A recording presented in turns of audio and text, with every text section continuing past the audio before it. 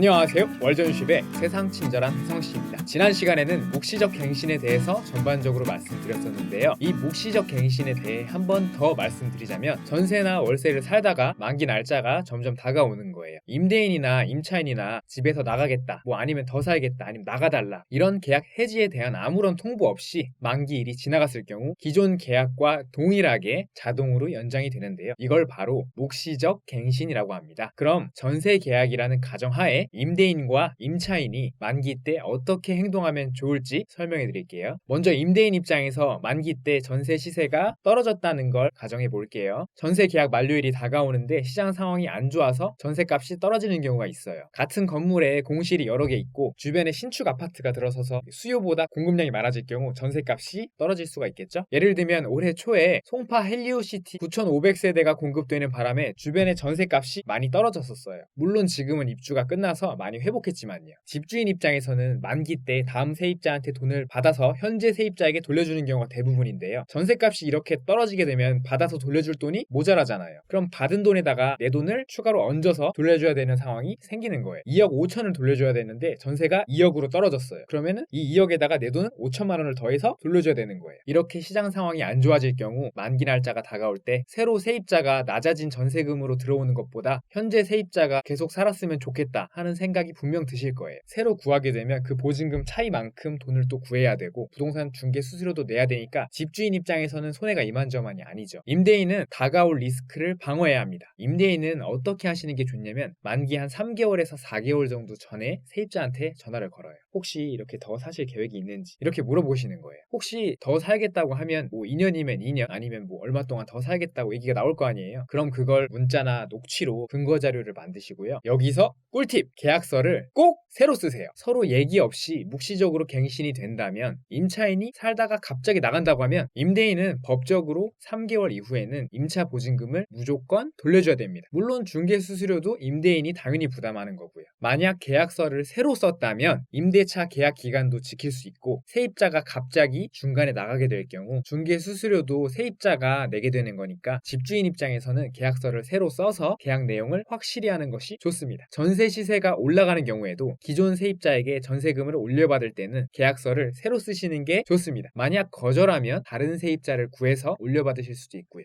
결론은 전세 시세가 올라가든 내려가든 그대로든 집주인 입장에서 계약이 연장될 시에 계약서를 항상 새로 쓰는 게 좋습니다.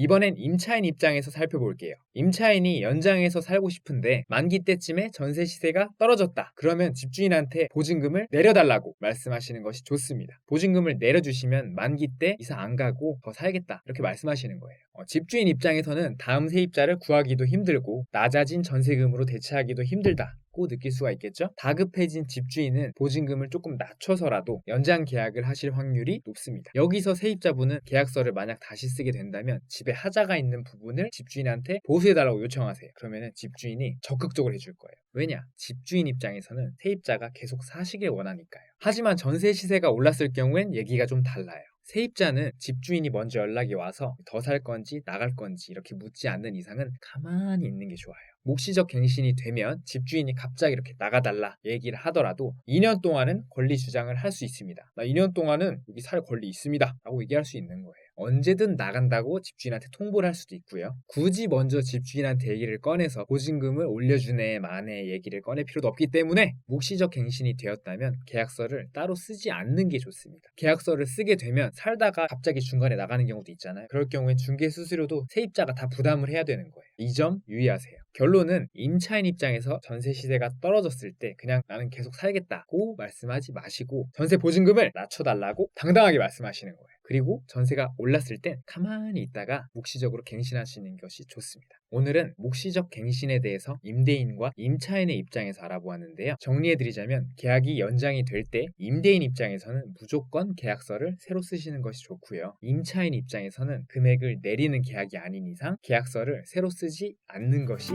좋습니다. 영상을 보고 궁금하신 점이 있으신 분들은 댓글로 달아주시고요. 제가 성심성의껏 답변해드리겠습니다. 영상이 유익하고 도움이 되셨다는 분들은 구독과 좋아요, 알람 설정까지 부탁드리겠습니다. 다음 시간에도 더 재밌는 방송으로 여러분들을 찾아뵙겠습니다. 지금까지 월전쉽의 세상 친절한 혜성씨였습니다.